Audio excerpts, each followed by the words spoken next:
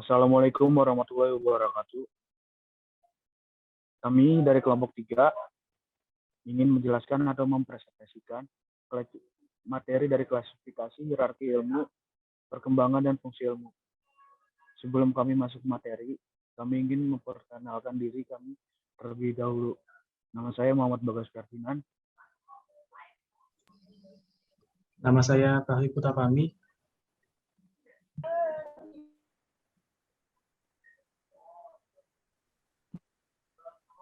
Nama saya Melina Julianti.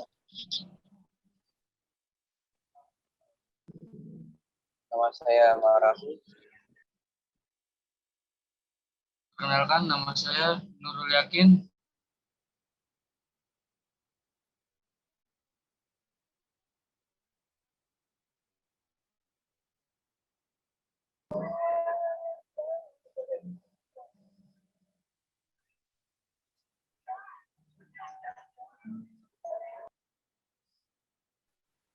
Baik, di sini saya akan menjelaskan dari mulai dasar-dasar atau pendahuluannya tentang ilmu pengetahuan dalam perkembangannya. Nah, ilmu pengetahuan ini pada dasarnya lahir dan berkembang sebagai konsekuensi dari usaha-usaha manusia baik untuk memahami realitas kehidupan dan alam semesta maupun untuk menyelesaikan permasalahan yang sedang dihadapi, serta untuk mengembangkan dan melestarikan hasil yang sudah dicapai oleh manusia sebelumnya. Usaha-usaha ini terakumulasi sedemikian rupa sehingga membentuk tubuh ilmu pengetahuan yang memiliki strukturnya sendiri.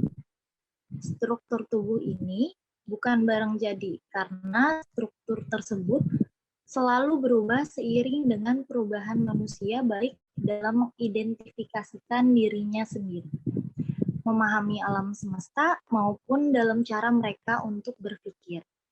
Ilmu pengetahuan ini bukan merupakan suatu bangunan abadi, karena ilmu sebenarnya merupakan sesuatu yang tidak pernah selesai. Ilmu didasarkan pada kerangka objektif, rasional, sistematis, logis, dan empiris. Dalam perkembangannya, ilmu ini mungkin tidak lepas dari mekanisme keterbukaan terhadap koreksi. Mungkin dari pendahuluannya itu saja yang bisa saya jelaskan. Selanjutnya untuk isi materi akan dijelaskan oleh teman saya. Saya persilahkan.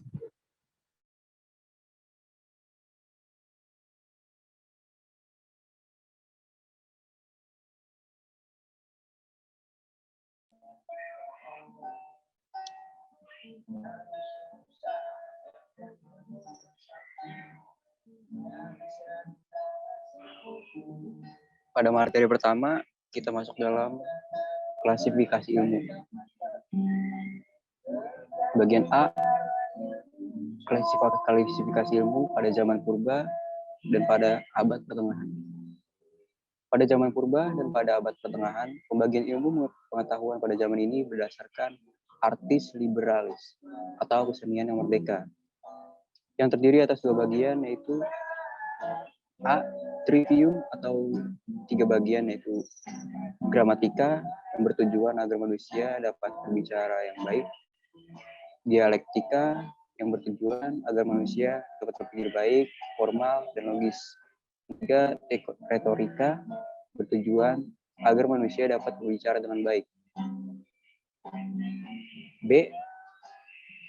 Quadrivium atau empat bagian, yaitu yang pertama aritmatika, yaitu ilmu hitung, yang kedua geometrika, yaitu ilmu ukur, yang ketiga musika, yaitu ilmu musik, dan yang terakhir astronomia, yaitu ilmu tentang perbintangan. Next. Pada bagian B ada klasifikasi ilmu menurut para ahli.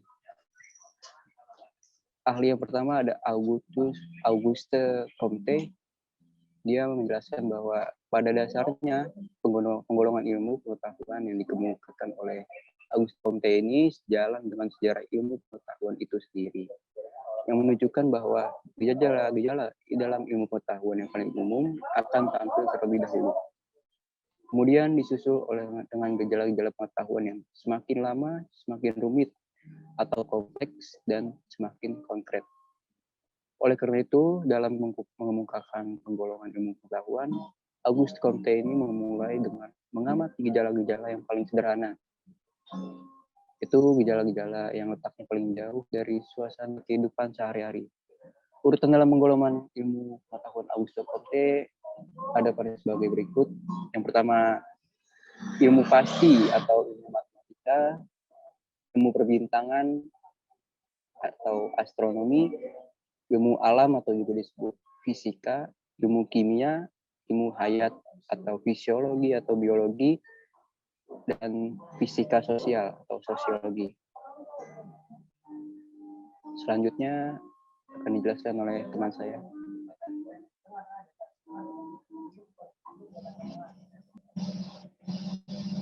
Baik, dalam lanjutan pembahasan materi di sini ada Francis Bacon mendasarkan klasifikasi ilmunya pada subjeknya, yaitu daya manusia untuk mengetahui sesuatu. Berdasarkan hal tersebut, dia membeda-bedakannya sebagai berikut. Yang pertama, ilmu pengetahuan ingatan, yaitu membicarakan masalah-masalah atau kejadian yang telah lalu, meskipun dimanfaatkan untuk masa depan. Yang kedua, ada ilmu pengetahuan khayal, yaitu pembicaraan kejadian-kejadian dalam dunia khayal, meskipun berdasar dan untuk keperluan dunia nyata. Dan yang ketiga, ada ilmu pengetahuan akal, yaitu umumnya pembahasannya mengandalkan diri pada logika dan kemampuan berpikir. Klasifikasi tersebut tidak dapat dibenarkan apabila pemikiran kita berpangkal pada pandangan bahwa kita tidak akan mungkin mengenal dengan akal, ingatan, ataupun daya khayal semata, tetapi dengan seluruh pribadi kita. Lanjut.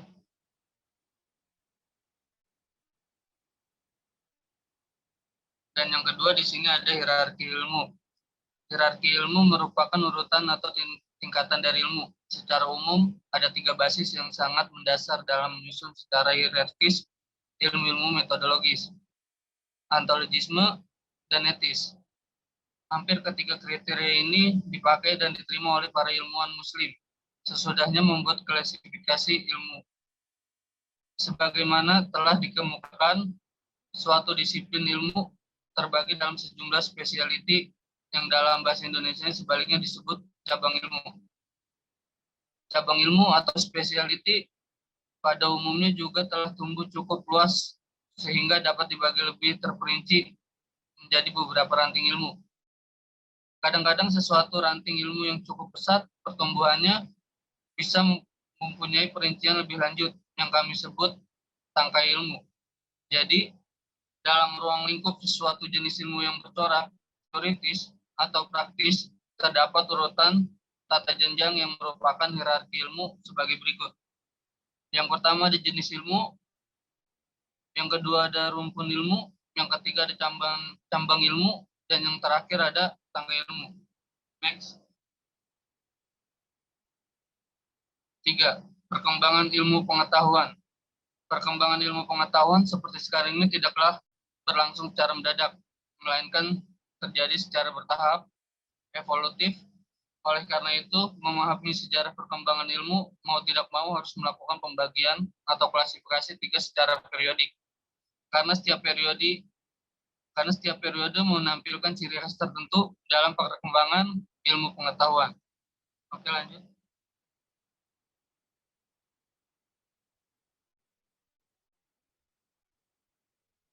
4. Fungsi ilmu dan kehidupan. Fungsi filsafat sebagai pemberi nilai terhadap perkembangan ilmu, hal ini dijelaskan oleh aksiologi ilmu yang bertitik tolak pada pengembangan ilmu pengetahuan, yang merupakan sikap etis yang harus dikembangkan oleh seorang ilmuwan, terutama dalam kaitannya dengan nilai-nilai yang diyakini kebenarannya, sehingga sesuatu aktivitas ilmiah senantiasa dikaitkan dengan kepercayaan, ideologi yang dianut oleh masyarakat atau bangsa tempat ilmu itu dikembangkan. Pertama, filsafat ilmu sebagai pengujian penalaran ilmiah, sehingga orang menjadi kritis terhadap kegiatan ilmiah. Artinya, seseorang ilmuwan muslim harus memiliki sikap kritis terhadap bidang ilmunya sendiri, sehingga dapat menghindarkan diri dari sikap arogansi, menganggap bahwa hanya pendapatan yang paling benar. Adapun kelihatannya dengan Islamisasi ilmu pengetahuan, fungsi filsafat ilmu adalah sebagai sikap kritis terhadap ilmuwan yang dimiliki oleh ilmuwan muslim. Dan yang kedua, filsafat ilmu merupakan usaha merefleksi, menguji, mengkritik, asumsi, dan metode keilmuan. Sebab kecenderungan yang terjadi di kalangan ilmuwan modern adalah menerapkan suatu metode ilmiah tanpa memperhatikan struktur ilmu pengetahuan itu sendiri. Satu sikap yang diperlukan di sini adalah menerapkan metode ilmiah yang sesuai atau cocok dengan struktur ilmu pengetahuan, bukan sebaliknya. Oke, lanjut. Baik, sekian presentasi dari kelompok kami. Kurang dan lebihnya mohon maaf. Wassalamualaikum warahmatullahi wabarakatuh.